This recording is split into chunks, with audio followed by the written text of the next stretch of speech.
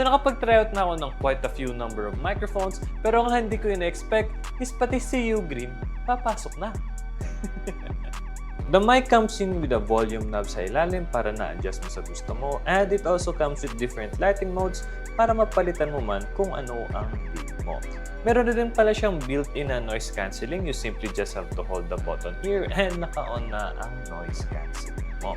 And sa likod, we have a Type-C port and a headphone jack naman.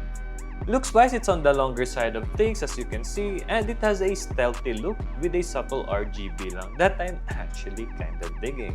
So ganito yung audio quality na makukuha natin sa microphone na to. Naka-off yung noise cancelling and meron tayong malakas na fan sa likod.